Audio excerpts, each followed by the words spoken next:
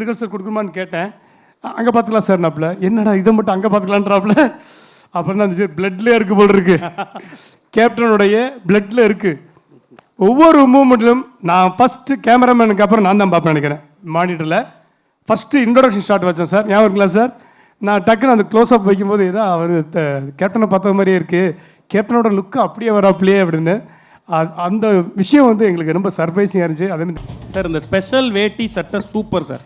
நான் first compliment sir. First tension ஆகிட்டாங்க, இந்த ட்ரெஸ்ஸை நான் போட்டுட்டு வரணும், நீங்கள் போட்டு வரீங்களா அப்படின்னு. நான் இது எதிர்பார்க்கல. இப்படி நான் நினச்சேன் இது கோமலியாக இருக்குமோன்னு நினச்சேன். சூப்பராக இருக்குது. சூப்பராக இருக்கா? நன்றி. ஃபஸ்ட்டு வந்து நான் எல்லாருக்கும் நன்றி சொல்லலான்னு ஆரம்பித்தேன். ஆர்ட் ஆர்டர் ஆரம்பித்து லிஸ்ட்டே சொல்லிட்டாப்புல. ஏன் சார்பாக அந்த நன்றி நிறைய பேர் சொல்லிட்டாரு. நம்ம நேரத்தை எடுத்துக்க முடியாது. இருந்தாலும் ஃபஸ்ட்டு பிடிச்சிருக்கு நன்றி சொல்லணும். ஏன்னா ஒரு 3 இயர்ஸ்க்கு முன்னாடி தான் வந்து என்கிட்ட பேசினார் முகேஷ் செல்லையா. அவர் நானும் ஒரு 3 இயர்ஸாக நாங்கள் டிஸ்கஸ் பண்ணிகிட்டே இருந்தோம். இந்த படம் ஆரம்பித்ததுக்கு அவர் தான் ஃபஸ்ட்டு பிள்ளையார் சொல்லி போட்டார். அவர் நிறைய ஆப்ஷன்லாம் பேசும்போது ஃபைனலாக வந்து சண்முக பாண்டியன் விஷயத்த சொன்னார். எனக்கு கேட்டோன்னே ஓகே நல்லா இருக்குது இது. அவரோட ஃபோட்டோஸ் எல்லாம் பார்த்தேன். அப்போ கேப்டன் இருந்தாங்க வீட்டில். அப்போ மீட்டிங் போயிருந்தேன். அப்போது எனக்கு ஐடியாவே இல்லை. சண்முகத்தை அங்கே தான் ஃபஸ்ட்டு பார்த்தேன். இப்படி இருந்தாப்புல ஆஹா இதுக்கு தகுந்த மாதிரி கொஞ்சம் கதையை மாற்றணும் அப்படின்ட்டு அங்கே தான் எனக்கு இதாகிடுச்சு. ஸோ அங்கேருந்து இந்த ஸ்கிரிப்டை ஒர்க் அவுட் பண்ணதுக்கு மெயின் முகேஷ் சாருக்கு நான் நன்றி சொல்லணும். இந்த படத்தை ஒரு ப்ரொடியூசர் வந்து எனக்கு நான் ஆரம்பத்தில் சொல்லுவேன், ஒரு தயாரிப்பாளர் வந்து நான் டைரக்டர் மட்டும் வேலை செய்யக்கூடாது, ப்ரொடியூசர் வேலை செய்யணும். பணம் மட்டும் கிடையாது, அவங்க க்ரியேட்டிவிட்டி அவங்களும் வேலை செய்யணும். அதுக்கு இந்த செட்டு இந்த ஆடியோ லான்ச்சுக்கு எல்லாத்துக்கும் காரணமே அவர் தான். அந்த க்ரியேட்டிவிட்டி அவருக்கும் வரணும், அப்போ தான் அது பெருசாக கொண்டு போய் சேரணும். அதனால் அந்த நன்றி கண்டிப்பாக அவருக்கு உண்டு. இந்த கதையை பற்றி ஒரு சின்னதாக சொல்லிடுறேன். நான் வந்து கதை எங்கே நான் வருத்தப்படாத என்னடா சாங் ஷூட் பண்ணிட்டு இருக்கும்போது உள்ளே போனேன். டேமுக்குள்ளே டேமுக்குள்ளே தண்ணி நீர் பிடிப்பு போயிருக்கு. அங்கே ஒரு கிணறு, அங்கே ஒரு மோட்டார் போட்டு பம்ப் செட்டில் விவசாயம் பார்த்துட்டு இருந்தாங்க. இதனடா டேமுக்குள்ளே விவசாயம் பார்க்கப்பாங்களா அப்படின்னு கேட்கும்போது, ஆமாம் தண்ணி வத்திருச்சுன்னா எங்கள் தோட்டம் கிணறுலாம் தெரியும், நாங்கள் விவசாயம் பார்ப்போம். அப்போ தண்ணி ஏறிச்சுன்னா விட்டுட்டு போயிடும்ப்பா அவ்வளோதான் ஆனாங்க. எனக்கு இது பயங்கரமாக தோணுச்சு. இங்கேருந்து கதை எனக்கு தோண ஆரம்பிச்சு. அதுக்கப்புறம் கொரோனா டயத்தில் ஊரில் தேனியில் இருந்தேன். அப்போது தண்ணி நிறையா தேங்கின நேரம் நான் டேமுக்கு பின்னாடி குளிக்கிறதுக்காக பசங்களோட அப்படியே போயிட்டு வரும்போது அப்போது ஒரு பெரிய ஒரு கொடையை வச்சுட்டு நின்றுருந்தார். தண்ணி ஃபுல்லாக ரோடெல்லாம் ஆக்கிரமிச்சு ஃபுல்லாக தோட்டத்தில் முங்கி நிறையா பயிர் முங்கிருந்துச்சு. அவர் அந்த கொடையை வச்சு நின்று இருந்த அந்த ஃபேஸில் 1000 ரேகைகள் இருந்துச்சு. அந்த ஃபேஸ் ரியாக்ஷன் என்னால் எதுவுமே சொல்லவே முடியாது, அவ்வளோ கதைகள் இருந்துச்சு. ஸோ அதுதான் என்னோடய இன்ஸ்பிரேஷன் இந்த கொம்பு சீவி. ஸோ ஒரு எல்லாருடைய மக்களையும் போய் சேரும். ஆனால் இப்படி சீரியஸான கதையில் எப்படியா காமெடி பண்ணுவேன்னு நீங்கள் கேட்கலாம். ஆமாம், இதுதான் நம்மளோட சேலஞ்சு. என்றைக்குமே சீரியஸான நோட்டில் தான் காமெடி பண்ணணுங்கிறது என்னுடைய சேலஞ்சாக இருந்துச்சு. ஸோ இதுக்குள்ளே எப்படி காமெடி பண்ணலாம், எப்படி கேரக்டர் செட் பண்ணுற ரொக்கப்புலி அண்ட் சரத் சார் அண்ட் பாண்டியை வச்சு இதை நான் ஒர்க் அவுட் பண்ணியிருக்கேன். கண்டிப்பாக மக்களுக்கு ஒரு என்டர்டெய்னராகவும் ஆக்ஷன் கலந்த படமாக இருக்கும் அப்படின்னு நம்பிக்கை இருக்குது. ஸோ அடுத்ததாக வந்து நான் நன்றி சொல்லணும் பாலு சாருக்கு சொல்லணும். ஏன்னா இடையில 2 படங்கள் பண்ண முடியல, திரும்ப நான் ஜாயின் பண்ணியிருக்கோம். இந்த கலர்ஸ் வந்து கண்டிப்பாக பாலு சார்கிட்ட மட்டும்தான் நான் என்னால் டேஸ்ட் பார்க்க முடிஞ்சுது சார். வேறு யார்ட்டையும் நான் ஒர்க் பண்ணும்போது தெரியல, எனக்கு உங்கள்கிட்ட தான் அதை பிடிக்க முடிஞ்சது. அது art director and editor Dinesh. வருத்தப்படா வலிசங்க ஃபுல்லாக தம்பி தான் எடிட் பண்ணாப்புல, ஸ்பாட் எடிட்டிங். இன்றைக்கி இந்த படம் எடிட் பண்ணியிருக்காரு. ஸோ எல்லாமே ஒரு கனெக்ட் தான். நான் Azhar master and Sharif master என்னை ஆட வைப்பார். அப்பப்போ நம்ம அவ்வளோ ஆட வராது. ஸோ அதேமாதிரி இந்த பாடலாசிரியர்கள் பா விஜய் ஒரு பாட்டில் இருக்காங்க, சினேகன் ஒரு பாட்டில் இருக்கார் வந்திருந்தாங்க. அதேமாதிரி யுவக பாரதி ஒரு பாட்டில் இருக்காங்க. அது நம்ம assistant directors Dinesh and Bala Sivasamy, இந்த கருப்புசாமி சாங் அவங்க தான் பாடினாங்க, எழுதுனாங்க. நானும் ஒரு பாட்டு கேப்பில் எழுதியிருக்கேன். ஸோ எனக்கு நான் நன்றி சொல்லிக்கிறேன். அதுக்கப்புறம் வந்து எனக்கு வந்து ரொம்ப முக்கியமான விஷயமா யுவன் சாரை சொல்லணும். ஏன்னா யுவன் சார் வந்து ரொம்ப நாளாக நான் ஒர்க் பண்ணணுன்னு ஆசை அவரோட. அது என்னை ஃபஸ்ட்டு துபாய் கூட்டு போனது அவரை தான் சேரும், வேறு எந்த நாட்டுக்கு போயிருக்கோம். ஆனால் துபாய் போகவே முடியல என்னால். கம்போசிங் அங்கே வாங்கினார், அது பெரிய இதாக இருந்துச்சு. அவர் இளையராஜா சார் பாட்டை பாட வச்சது ஒரு பெரிய மூமெண்ட் இருந்துச்சு. அந்த மூமெண்ட்டில் ஒன்று சொல்ல மறந்துட்டேன். இளையராஜா சார் ஃபஸ்ட்டு போய் பார்க்கும்போது என்ன சொன்னாங்க, நீ அப்பாட்ட நீங்களே கேளுங்க அப்படின்ட்டாங்க. சரின்ட்டு நானும் பிடிச்சிரும் போய் இளையராஜா சாரை பார்க்க போனோம். அப்போ பார்த்தோன்னே சார் இந்த மாதிரி என்கிட்ட ஒரு அம்மா பாட்டு இருக்குது, அது நீங்கள் பாடணுன்னு. அம்மா பாட்டெலாம் எனக்கா தோணுனா தான் பாடுவேன், உனக்கெல்லாம் பாட முடியாது. ஐயோ என்னடா அப்படி சொல்லிட்டாரு. சரி ஏதாவது பேசணுமே. அடுத்து இந்த கதை தேனியில் நடக்குது. என்ன கதைலாம் தேனிலாப்பா நடக்கும், எல்லா கதையும் அங்கே தான் நடக்கும். அப்படின்னாரு. உங்களை பாட வைக்கிறது என்னோட ட்ரீமு அப்படின்னு. உன் ட்ரீமை எப்படி நான் நிறைவேற்ற முடியும்னாரு. இப்படி என்ன பால் போட்டால் 6ஆக அடிச்சுட்டு இருந்தார். அப்புறமா ஒரு முடிவு நீ பேசாமல் கை கட்டி நின்றுக்குவோம் அப்படின்னு. அப்புறம் நான் இப்படி தான் பேசுவேன் சரியா அப்படின்னு போயிட்டார். அப்புறம் கூடலாம் சொன்னாங்க, இவ்வளோ தூரம் உன்னை கலாய்க்கிறாருன்னா பாடிடுவார். அதே மாதிரி ஒரு 15 days கழிச்சு அவரே கால் பண்ணி நான் அந்த பாட்டை பாடி கொடுத்துட்றேன், வர சொல்லுங்க டீம் அப்படின்னாங்க.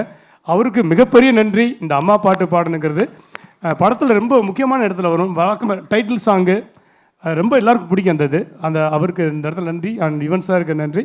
அண்ட் சார் இன்றும் இளமையானவர். இவர் காசு சொல்ல போகும்போது எனக்கு ரொம்ப பயம். ஏன்னா நாட்டாமல் இதெல்லாம் படம் பார்த்தோன்னே என்ன அடிச்சு கிடிச்சு போடுவார் அப்படின்னு தான் பயந்து பேசி கல சொன்னேன். ஆனால் உண்மையிலே ஒரு குழந்தை தான். எப்போயாவது வரும்போது தான் பெரிய மனுஷன் நடந்துக்குவார். மேக்ஸிமம் குழந்தை தான் அவர். ரொம்ப ஜாலியான டைப்பு. ரொம்ப ஈஸி அவர்கிட்ட ஒர்க் வேலை வாங்குறது. ரொம்ப ஜாலியாக இருப்பார். எந்த சொன்னாலும் எந்த சீனும் அவர் நிறைய கரெக்ஷன் சொல்லுவார். சின்ன சின்ன ஐட்டங்கள்லாம் சொல்லுவார். நல்லா இருக்கும். சில விஷயங்கள் நம்ம எதுக்காக தோணுச்சுன்னா ஓகே டைரக்டர் சாய்ஸ் அப்படின்வார். அது ஒரு டைரக்டரோட ஹீரோன்னு சொல்லலாம் அவரை. அவ்வளோ அற்புதமாக எனக்கு ஒர்க் பண்ணி கொடுத்தாரு சார். அது அவருக்கு நான் ரொம்ப ரொம்ப நன்றி சார், நன்றி கடன்பட்டிருக்கேன்.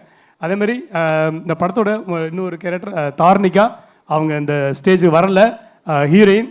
அவங்க அவங்களுக்கும் சாருக்கு ஒரு கனெக்ஷன் இருக்குது. சொல்லாமா சார்? சார் இல்லை சார் இப்படி ஒரு கனெக்ஷன் இருக்குது சொல்ல வந்தேன் சார். சொல்லாமா வேணாமா? சொல்லலை சார்.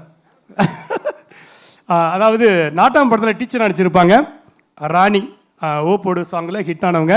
அவங்களோட பொண்ணு தான் இந்த தார்னிகா. இவங்க இந்த படத்தில் ஹீரோயின். அவங்க தவிர்க்க முடியாத காரணம் வெளிநாட்டில் இருக்காங்க, வர முடியல, வீசா ப்ராப்ளம், ஏதோ ஃப்ளைட் பிரச்சனை அப்படின்னு. ஆனால் சூப்பராக நடித்து கொடுத்தாங்க. சரினா அவங்க புதுசு இந்த படம் ஃபஸ்ட் ஃபிலிம். அதில் ஆக்ஷன் கொடுத்துட்டேன்.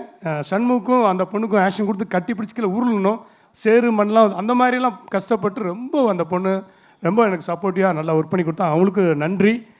அடுத்து சண்முகத்துக்கு முன்னாடி கல்கி அண்டு காளி வெங்கடண்ணே இவங்களுக்கெல்லாம் நன்றி சொன்னோம். அதேமாதிரி ஷமு எனக்கு அவரோட ஹைட்டை பார்த்தா நல்லா மிரண்டுருவேன் நான்.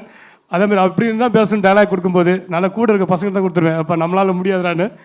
But end of from the பிகினிங்லேருந்து அவருக்கு ரிஹர்சல் கொடுத்தோம். சீன்ஸு எல்லாமே ரிஹர்சல் கொடுத்து தான் பண்ணோம். அப்படி ரிஹர்சல் கொடுக்கும்போது அது ஒத்துழைச்சார். ஃபைட் ரிஹர்சல் கொடுக்கணுமான்னு கேட்டேன். அங்கே பார்த்துக்கலாம் சார் நாப்பில். என்னடா இதை மட்டும் அங்கே பார்த்துக்கலான்றாப்புல. அப்புறம் தான் சரி பிளட்லேயே இருக்குது போல் இருக்குது. கேப்டனுடைய பிளட்டில் இருக்குது. ஒவ்வொரு மூமெண்ட்லையும் நான் ஃபஸ்ட்டு கேமராமேனுக்கு அப்புறம் நான் தான் பார்ப்பேன் நினைக்கிறேன். மானிட்டரில் ஃபஸ்ட்டு இன்ட்ரோடக்ஷன் ஷாட் வச்சேன் சார், ஞாபகம் இருக்குங்களா சார்? நான் டக்குன்னு அந்த க்ளோஸ்அப் வைக்கும்போது ஏதோ அவர் கேப்டனை பார்த்த மாதிரியே இருக்குது, கேப்டனோட லுக்கு அப்படியே வராப்பிலையே அப்படின்னு. அந்த விஷயம் எங்களுக்கு ரொம்ப சர்ப்ரைஸிங்காக இருந்துச்சு. அதேமாதிரி இந்த கெட்டப் செட் பண்ணேன் ஃபஸ்ட்டு படைத்தலைவனில் முடிக்குள்ளே தான் மூஞ்சி இருந்துச்சு. அப்புறம் தான் வெளியே வெட்டி எடுத்தோம். அது அவ்வளோ முடியும் ரொம்ப கஷ்டப்பட்டு வந்திருந்தாப்புல. அப்புறமா சொன்னேன் செட் பண்ண கொஞ்சமாக குறைச்சி வச்சு. எனக்கு என்னென்னா ஒரு ஹைட்டுக்கு கொஞ்சம் ஹேர் இருந்தால் நல்லாயிருக்கும் அப்படிங்கிறது அது ஒரு லுக்கு. இன்னொன்று பீரியாடிக் ஃபிலிம் 96 அதனால ஒரு லுக்கு செட் பண்ணோம். அதில் கிருதா செட் பண்ணதுக்கப்புறம் தான் எங்களுக்கே ஒரு திருப்தி வந்துச்சு. அந்த ஐடியா தான் சண்முகம் தான் கொடுத்தாப்புல. அந்த கிருதா நல்லா சூப்பராக இருந்துச்சு. என்னென்னா அந்த பீரியடுக்கான விஷயமும் கிடைச்சிது. அதேமாதிரி நிறைய கஷ்டத்தையும் கொடுத்துருக்கேன் அவருக்கு. நிறைய அந்த ஆக்ஷன்ஸ் நைட்டில் ஒர்க் பண்ணோம். அது அவ்வளோலாம் பார்க்கவே இல்லை, கஷ்டப்படவே இல்லை, சூப்பராக ஒர்க் பண்ணி கொடுத்தாரு. உண்மையிலே சொல்கிறேன், அடுத்தடுத்த டேரக்டருக்கு ரொம்ப ஈஸியான ஒரு சண்முகம். அவருடைய பிளேஸ் சூப்பர் பிளேஸ் ஒன்று இருக்குது. மிகப்பெரிய உயரத்துக்கு நீங்கள் வரீங்க. உங்கள் குணம் மாஸ்டர் சொன்ன மாதிரி பிரியாணி சாப்பாடு இதெல்லாம் பஞ்சமே கிடையாது. அப்புறம் கேப்டன் ஆலயத்தில் போனால் சாப்பாடு கிடைக்காமல என்ன அர்த்தம்?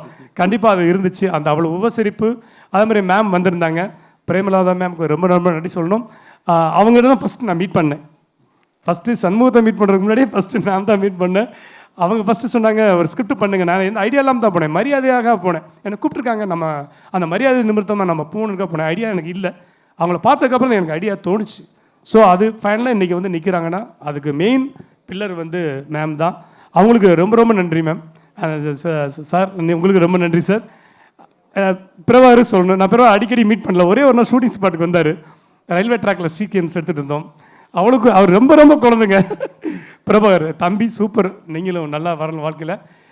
இந்த படத்தில் ஒர்க் பண்ண மற்ற என்னோட ஏடி மெயினாக செல்வராஜ் அண்ட் அவங்களாம் ரொம்ப நன்றி சொல்லணும். செல்வராஜ், தினேஷ் அண்ட் பாலா அவங்களுக்கு ரொம்ப ரொம்ப நன்றி. And Nanda night and day work பண்ணுறாங்க. கிட்டத்தட்ட 10 days ஒர்க் பண்ணிட்டாங்க.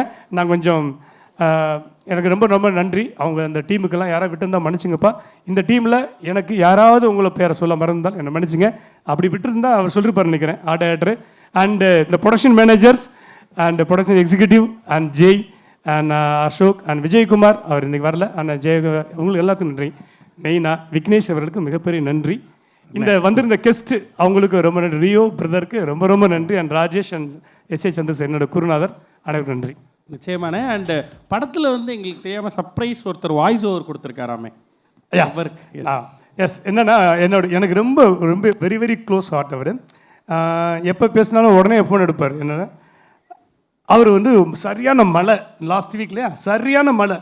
நான் லாஸ்ட்டு என்னோடய வாய்ஸ் ஓவர் தான் எப்பவுமே எல்லா படத்துலையும் இருக்கும். எனக்கு வந்து எனக்கே சரி மாற்றி பார்ப்போமே வேறு ஏதாவது பண்ணுவோம் அப்படின்போது யார் அப்படின்னா ஃபஸ்ட்டு அவர் நம்பர் தான் வந்துச்சு. விஜய் சேதுபதி, மக்கள் செல்வன் விஜய் சேதுபதி. அவருக்கு இந்த இடத்துல நன்றி சொல்லணும். அவர்கிட்ட போய் சொன்னோடனே வண்டி எடுத்துட்டு வாங்க நேரம் நான் நேரம் வந்துட்டார்.